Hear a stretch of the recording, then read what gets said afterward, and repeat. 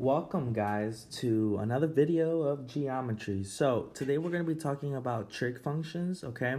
And so here we have our three trig functions. We have sine inverse of x, cosine inverse of x, and tangent inverse of x, okay? These are going to be useful for us solving for an angle. Typically we solve for a side, and now we're going to be solving for an angle, okay? So notice that x here, that is going to be a ratio, okay? We're not inputting an angle there, we're inputting a ratio. So here's an example of how that may look like, okay? So if you know, follow this example. So if you know that if sine of 30 is equal to 1/2, then what this means is that sine inverse of a half has to equal to 30 degrees, okay?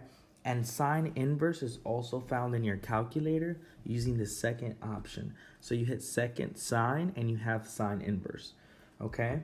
And now let's see what this means, okay? So that means that if I have a triangle just like this, okay? And I know that the hypotenuse is 2 and the opposite of angle A is 1, then this means that I can use sine, right? I can use sine or cosine. So this means that cosine of angle C is equal to adjacent over hypotenuse. So this means 1/2. But I want to know what C is. My question is, what is C?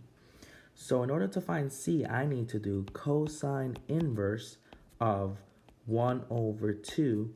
And hey, guess what? Cosine inverse of 1/2 is 30 degrees, okay?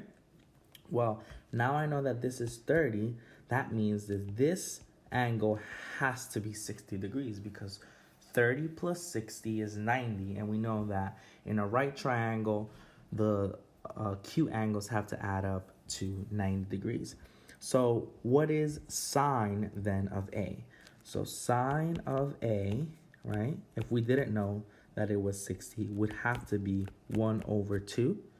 Typing this in your calculator, sine inverse of 1/2 is also equal to 30, okay?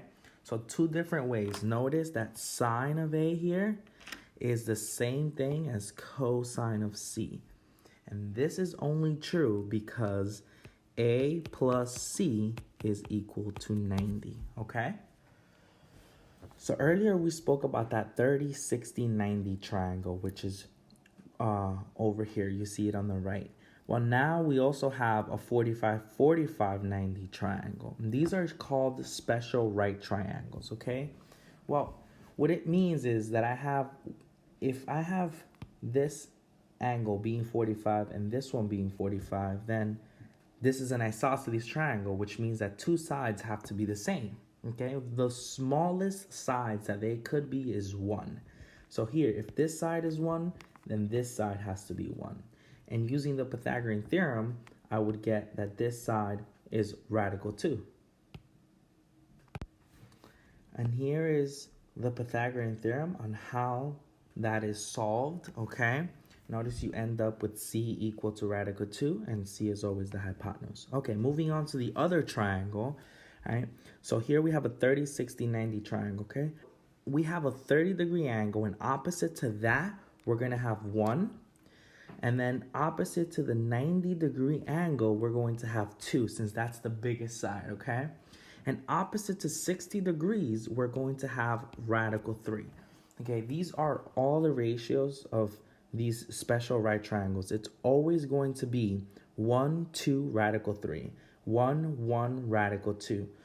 So if I have a triangle, well, I say, okay, well, what is X and Y is what I want to know. This is a right triangle. I said, okay, well, I know that this angle up here has to be 60 degrees. Okay, I'm in a special right triangle because I know that this is a 30, 60, 90 triangle. Well, what is side X and side Y? Before I do that, I know that I'm in this case here. This is the smallest triangle I could have. So I'm comparing the corresponding sides.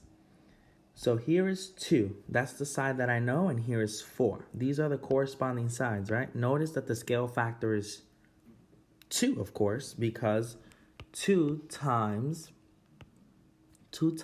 what? 2 times x is equal to 4.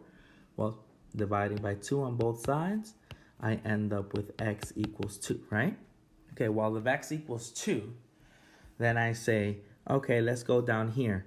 I multiplied by 2. So now this side is corresponding to this side, right? I have to multiply 1 by 2, and I'll get that x is equal to 2.